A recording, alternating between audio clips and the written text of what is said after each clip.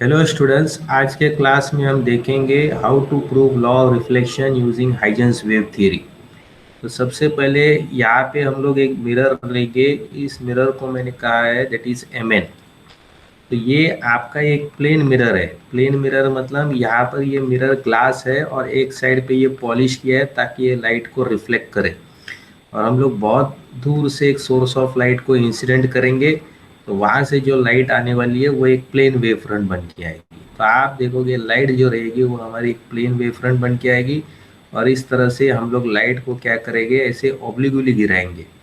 तो आप जानते हो कि अगर लाइट बहुत दूर से आती है, अगर एक सोर्स ऑफ लाइट हमारा फार है, बहुत दूर है, तो लाइट एक प्लेन वेव फ्रंट बन के आएगी। तो ये हमारी इंसिडेंट वेव फ्रंट है जिसको हम कहते हैं ए बी। तो ये हमारा इंसिडेंट प्लेन वेव फ्रंट है दैट इज ए बी।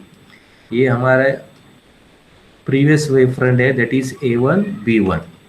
अब जब लाइट यहाँ पर इंसिडेंट होगी तो यहाँ पर आप देखो ये एक मीडियम है जिसको हम बोल सकते हैं एयर। तो एयर में लाइट की स्पीड सेम रहेगी, तो लाइट सिर्फ फर्स्ट मीडियम में रिफ्लेक्ट होगा, तो यहाँ पर कोई रिफ्लेक्शन नहीं रहेगी, तो लाइट की स्पीड सेम रहेगी। तो अगर आप बोल रहे हो इन टाइम टी में अगर बी एक पर्टिकुलर पॉइंट पे आता है तो उसी टाइम में ए भी एक पर्टिकुलर पॉइंट पे आएगा। तो in time T if B travels the distance this, ये जो डिस्टेंस रहेगा ये सी इंटू टी है।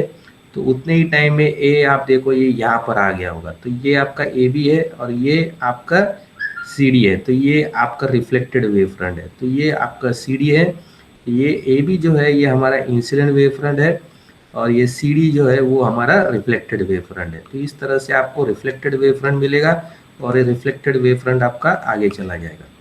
अब हमको प्रूव करना है that is law of reflection, मतलब हमें प्रूव करना है I is equal to are. तो आप देखोगे ये रे ऑफ लाइट आपकी इंसिडेंट हो रही है, तो अगर हमने इस पे नॉर्मल ड्रॉ किया हुआ है तो आप इसको आई बोलोगे, तो इसको बोलेंगे एंगल ऑफ इंसिडेंस।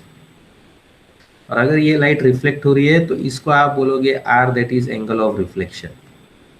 अब ये डेरिवेशन प्रूव करने के लिए हम लोग यहाँ पे स्टार्ट करेंगे angle A one A N. तो आप लोगे angle A one A N plus angle N A B is equal to 90 degree. तो ये दो एंगल को आप ऐड करोगे तो आपका आंसर 90 डिग्री आएगा।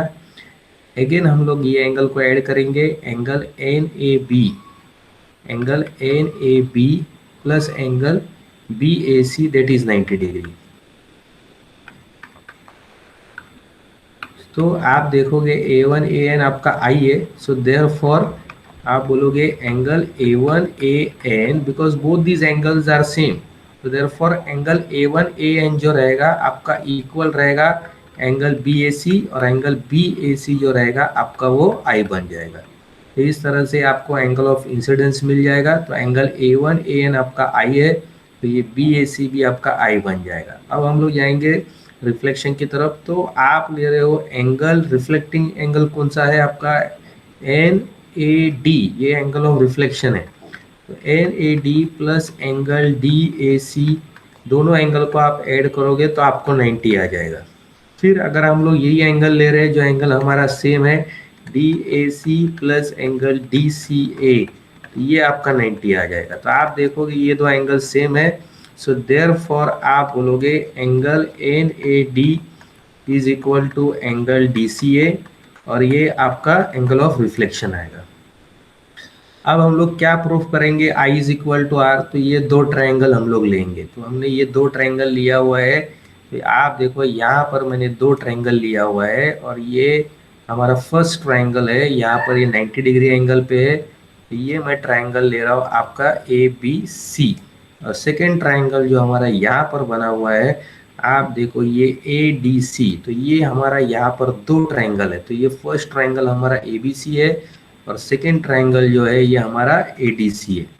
तो हम जब ये दो ट्रायंगल ले रहे हैं तो ये देखो आप अभी इस दो ट्रायंगल को हम लोग प्रूफ करेंगे कि ये दोनों ट्रायंगल कॉन्ग्रुएंट है। कॉन्ग्रुएंट का मतलब दोनों ट्रायंगल एक दूसरे के साथ फिट हो सकते हैं। तो हम लोग इसको स्टार्ट करेंगे। तो आप लिखेंगे इन ट्रायंगल, हम लोग देखेंगे in triangle A B C and triangle A D सी।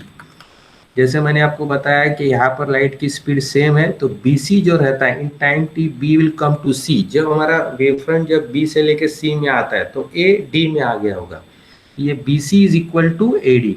आप देखेंगे BC जो है वो इक्वल टू AD रहेगा। तो आप हम लोग यहाँ पर लिखेंगे BC is equal to AD and that is equal to CT। फिर आप देख रहे हैं angle ABC is equal to angle ADC and that is equal to 90 degree.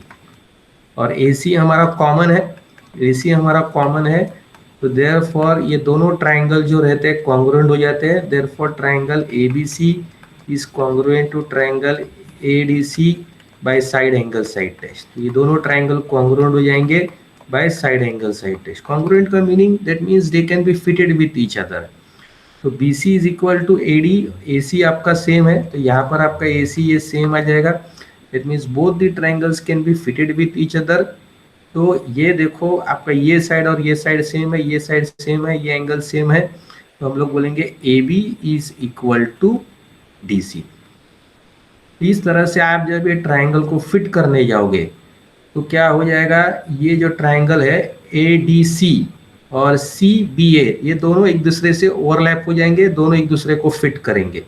तो दोनों एक दूसरे को फिट कर रहे हैं, that means what is happening, BAC angle BAC is equal to DCA। तो BAC is equal to DCA क्योंकि ये दोनों एक दूसरे को फिट हो जाएंगे। तो आप अगर ये एंगल ले रहे हो BAC और DCA तो ये दोनों सेम रहेंगे। तो इस तरह से ये दोनों एंगल आपका सेम रहेगा क्योंकि ये दोनों एक दूसरे से बराबर फिट हो रहे हैं। अगर आप इनको मैच करने जाओगे, अगर इन दोनों एंगल को आप मैच करने जाओगे तो A जो रहेगा वो C में कोइंसाइड हो जाएगा, D जो रहेगा वो B में कोइंसाइड हो जाएगा और C जो रहेगा वो A में कोइंसाइड हो जाएगा। तो इस तरह से वो दोनों फिट हो जाएंगे। तो हम लोग बोलेंगे angle BAC is equal to angle DCA और BCA is equal to DAC। इस तरह से ये एंगल्स भी इक्वल रहेंगे। तो इस तरह से ये दोनों ट्राइंगल कॉन्ग्रुएंट रहेगा, सभी एंगल्स हमारे इक्वल रहेंगे, सभी साइड हमारे इक्वल रहेंगे and therefore we will write angle BAC is equal to angle DCA, angle that is BAC is equal to angle DCA and therefore we can say angle I is equal to angle R. This proves law of reflection. This proves law of reflection. So by Huygens wave theory we have proved हम the law of reflection. तो इस तरह से by Huygens wave theory use करके हमने law of reflection को prove किया है। I hope all of you have understood this. Thank you.